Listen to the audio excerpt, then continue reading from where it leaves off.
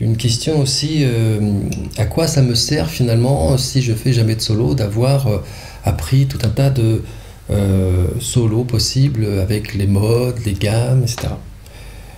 Oui, bon, d'accord, ben, on peut parler français avec 30 mots, et on peut parler français avec 10 000 mots. Chacun va choisir ce qu'il veut. Ben, franchement, c'est comme tu veux, tu choisis. Donc, ce que je veux dire par là, c'est que ça va permettre aussi d'avoir peut-être d'autres inspirations, donner des idées. Et puis, alors, attention, la technique que l'on a grâce à une technique donc efficace de mode et de gamme, etc., quand on fait des accords, c'est beaucoup plus simple. Et d'ailleurs, je propose aussi dans la méthode des 3 mois, notamment des petites chansons qui sont, ou des titres même intéressants plutôt, c'est pas des petites chansons, qui vont déverrouiller certaines choses et certaines techniques de doigté, notamment la synchronisation main gauche, main droite. Donc j'apprends ça même à des débutants, même des enfants, qui leur permettent tout de suite d'avoir un langage intéressant déjà, leur donnant de l'imagination, et puis aussi une base technique où les doigts vont se poser correctement. Vous voyez, j'ai l'impression qu'à la vidéo on voit que mes doigts ne forcent pas dans un sens ou dans un autre. Et d'ailleurs, l'histoire du pouce dessus ou derrière, pour moi n'est pas un problème, puisqu'en fait tout simplement il y a des choses que l'on peut faire avec le pouce derrière ou devant, notamment tous les gens comme Eric Clapton qui font du blues, etc. Ils ont souvent le pouce dessus parce que ça leur permet ergonomiquement de tirer les cordes plus facilement. Alors que quand on est comme ça, bah, ça tiraille comme on dit. Mais il y a beaucoup de très très très bons guitaristes qui jouent avec le pouce dessus. Le premier nous ayant, enfin le premier, un de ceux qui nous a induit cette idée-là, c'est Jimi Hendrix, bien sûr, permettant aussi de faire des choses avec le pouce. Et là, c'est toute la méthode brésilienne aussi qui vient, puisqu'en fait, il y a des choses qu'on ne peut pas faire avec 4 doigts, donc on le fait avec 5. Comme par exemple, j'aime bien faire, moi, la mineur 9, comme ça. Et donc, non pas comme ça. Ou, en plus, je vais avoir mon ré qui va sonner, qui n'est pas forcément utile. Si je fais ça, alors que là, je le maîtrise. Puisqu'il y a des questions sur l'accordage, donc on va voir ça tout de suite.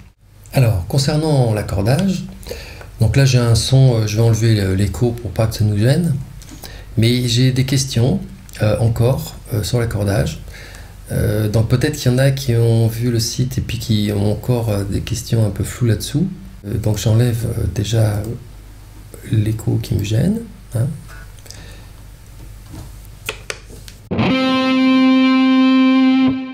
Et même la reverb, ça.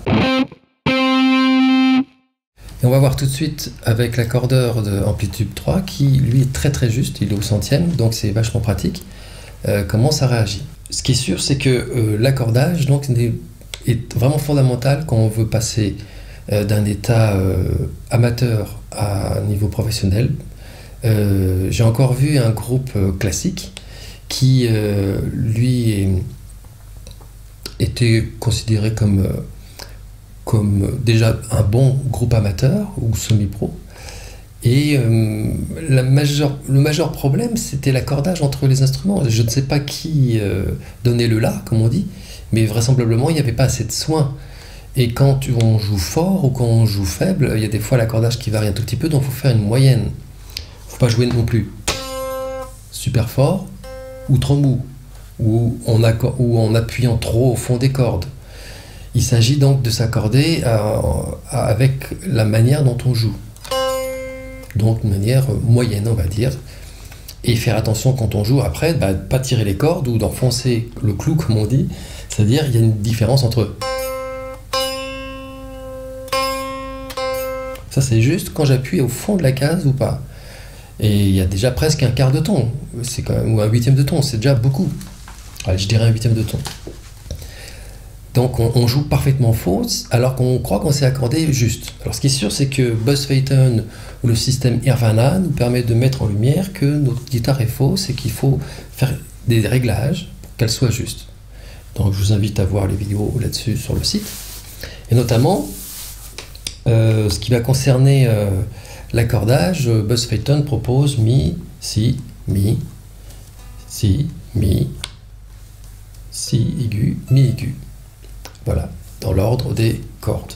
Alors mi ici, c'est pour vérifier en fait sur la corde mi grave, quelle est la différence entre les deux notes. Si on voit sur notre accordeur, là, à l'écran sur la vidéo, vous l'aurez. Bon, déjà, je suis un peu haut, donc.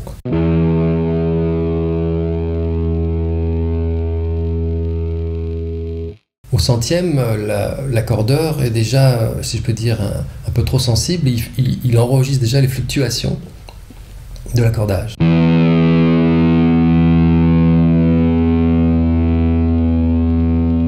Voilà, c'est une bonne moyenne et on peut le faire à l'aigu, éventuellement en harmonique.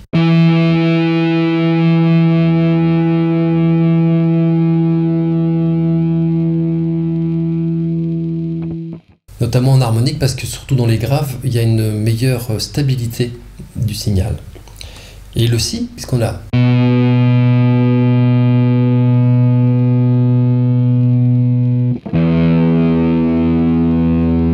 Voilà, entre mon mi et mon si, ma guitare est relativement bien réglée, donc c'est juste, on va dire, à part les fluctuations de la corde en elle-même.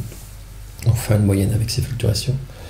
Ensuite, je touche un mi sur ma corde là, un peu haut. Alors, notamment avec un système avec Flyer Rose ou n'importe quel vibrato. Donc, il faut vérifier, puisqu'on a simplement des ressorts qui retiennent ça, donc de vérifier que notre accordage est moyen, parce qu'en fait, quand on tire sur une corde, ça peut désaccorder l'autre. Donc, c'est un jeu interactif avec le ressort. Donc là, je vais le faire rapidement, comme quand je m'accorde normalement.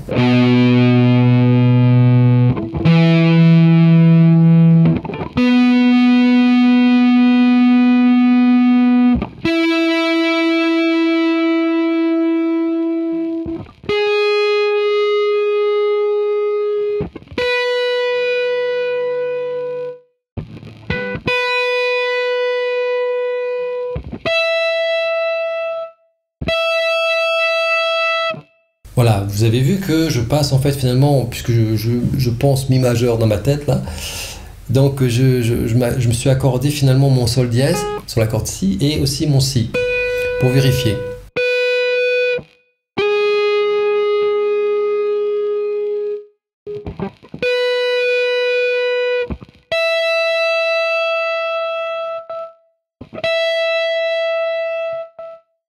Les coupures que vous entendez, c'est simplement du on nose gate, qui coupe un peu bas. Voilà, donc là j'ai a priori, en tout cas en mi majeur, parfaitement accordé ma guitare.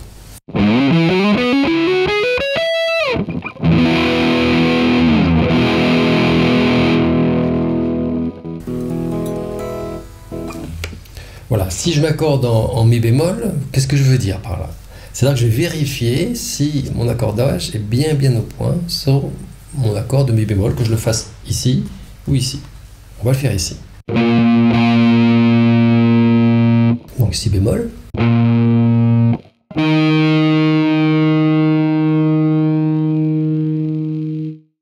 On voit qu'il est légèrement haut, donc je le descends un tout petit peu.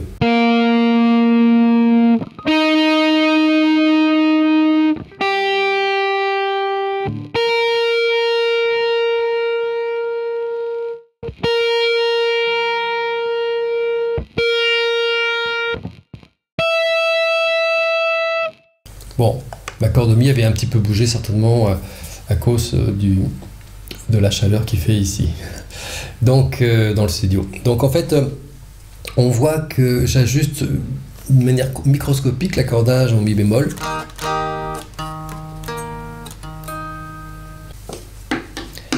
Et quand on entend entre deux notes une phase, entre deux notes, ou quand on n'en entend pas, et bien quand on n'entend pas, on est juste. Dans une note précédente, il y a une quinte en fait dans les notes graves, donc on peut accorder de quinte en quinte aussi. On l'entend en distorsion de cette manière-là. Je vais essayer de vous le mettre en lumière en l'écoutant. Je vais simplement appuyer un peu plus fort sur ma corde si en faisant un mi et un si.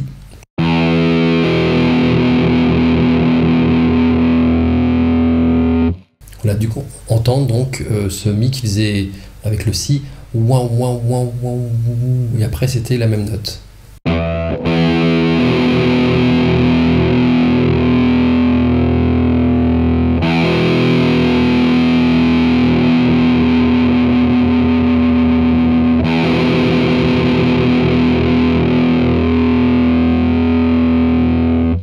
Alors, ce qui est pratique avec une distorsion, c'est que ça nous permet de mettre en lumière tout de suite que finalement dans un mi grave, pourquoi j'ai un si qui rentre en résonance? Parce que c'est dans mon mi, j'ai déjà un si. C'est un phénomène magique de la nature, dans une corde grave qui résonne, une cloche d'église, une matière qui résonne n'importe laquelle. En fait, mon mi inclut déjà dedans un phénomène de résonance. Un si, il inclut aussi un autre mi, un certain ordre en fait, par rapport au volume premier de la note jouée. Comme par exemple dans une cloche d'église, on entend non pas la note super grave que notre oreille ne peut pas entendre, tout simplement parce qu'on n'en est pas capable en dessous de 20 Hz. Notre oreille entend entre 20 Hz et 20 kHz, et encore au-dessus de 16 000. Et au-dessous de 50, si on entend quelque chose, on entend plutôt une sensation de... Vous voyez, de... à peu près de ce genre d'image sonore. En fait, un ronronnement, quoi. Et donc, une note de cloche d'église, c'est très très grave. Et en fait, on n'entend que les harmoniques. Donc, on entend quelque chose. C'est un effet magique de la nature. Le pourquoi, le comment, il faudrait demander à Dieu ou à des scientifiques qui vous expliqueraient qu'avec l'oscilloscope, on peut brancher ceci, cela, et regarder donc les phases, les harmoniques qui sont incluses dans une note. Aujourd'hui, dans les harmoniques, on peut voir aussi pas mal de choses liées au système de communication moderne, puisque dans les harmoniques des transports de communication à base de réseau, nous avons donc des porteuses et des sinusoïdes inclus dans le même signal électrique ou transportés grâce à des fibres optiques, donc grâce à la lumière, et qui sont codés et décodés à la sortie et à l'entrée de l'autre appareil, récepteur. Donc en fait, dans ces manières, dans ces réseaux de communication, nous avons inclus déjà donc des sous-réseaux, ce qu'on appelle des sous-réseaux avec donc différentes formules, on va dire mathématiques, qui transportent le signal premier, puis des signaux en harmonique, on va dire, pour faire simple, qui nous permettent d'avoir donc d'autres codages. Hormis aussi, comme la DSL le fait, avoir un filtre qui est lié donc à certaines fréquences, et des fréquences qui sont liées au téléphone, plus basique, on va dire, et la DSL numérique qui utilise des fréquences donc plus rapides, donc on a séparé avec un filtre, simplement avec un condensateur à l'intérieur ou un petit système qui nous permet de filtrer les signaux pour l'un ou pour l'autre, dédié au téléphone et à la DSL ou à d'autres aussi communications qu'on peut imaginer. De là à y voir des espionnages industriels, etc., il n'y a qu'un pas, et tous les films de science-fiction en parlent largement aujourd'hui. Ben, simplement, ça vient d'un phénomène qui est déjà dans la nature, puisque quand je fais mon mi, et finalement il y a une harmonique, qui est le si. En premier, c'est celle qu'on entend le plus. On entend un autre mi, en fait, aigu, dans un mi grave, mais on entend déjà un si, c'est la quinte de l'accord, de la note, qui en fait a inspiré certainement les premiers accords, puisqu'en fait, dans la première note, il y avait déjà la deuxième note, qui était un si. Donc, le cycle des quintes, ou le cycle des quartes, puisque la quarte, c'est l'effet à l'envers, c'est-à-dire que la quarte, c'est la quinte à l'envers. Quelle est la quarte d'un mi? C'est un la, 4 notes plus loin, ou 5 cases plus loin. 4 notes plus loin, donc mi, fa, sol, la. J'ai notamment 2 tons et demi. Et qu'est-ce qui est la quinte du la? C'est un mi. Et donc en fait, dans mon la, quand je fais mon la, j'ai un mi. Et quand je fais mon mi, j'ai par induction un si qui, quand je ferai la boucle des quintes, reviendra sur un la. Donc en fait, par jeu de conséquences, en fait, le cycle des quintes et le cycle des quartes a été notamment un des principes de composition et de recherche d'accords, on va dire des premiers hommes préhistoriques, ou du moins le désir d'harmonie. D'ailleurs, les accords sont souvent constitués basiquement fonda, quinte Puis viennent les tierces majeures ou mineures, ou septième, septième mineur ou septième majeur. Puis exactement septième égale septième mineur et septième majeur. Donc en fait on voit que la quinte est donc le premier principe d'accordage, le premier principe harmonique qui existe dans la nature, et certainement préhistorique, certainement ancestral.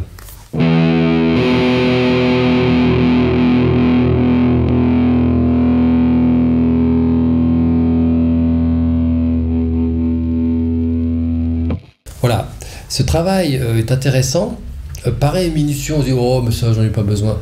Détrompez-vous, le travail de l'oreille est quelque chose de très important, puisqu'en fait ça va vous permettre de plus en plus de jouer juste, et dans vos tirés, d'entendre que vous êtes justement en phase avec les accords, avec l'accordage, et non pas de tirer les notes un peu n'importe comment.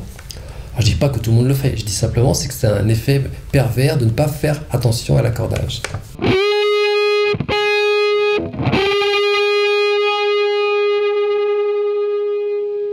Voilà, c'est le même effet, on essaye d'être juste. Et quand on fait le travail de tirer, ce que je propose aussi dans la méthode de 3 mois, c'est-à-dire de faire un travail sur les gammes et aussi de tirer pour permettre d'être juste quand on tire, et notamment ça dépend aussi du tirant des cordes qu'on a choisi, puisqu'il va falloir tirer plus fort avec des cordes plus dures et plus épaisses, et moins fort quand c'est des cordes très molles. D'ailleurs je conseille pas de prendre de cordes molles, on y reviendra ça si on veut.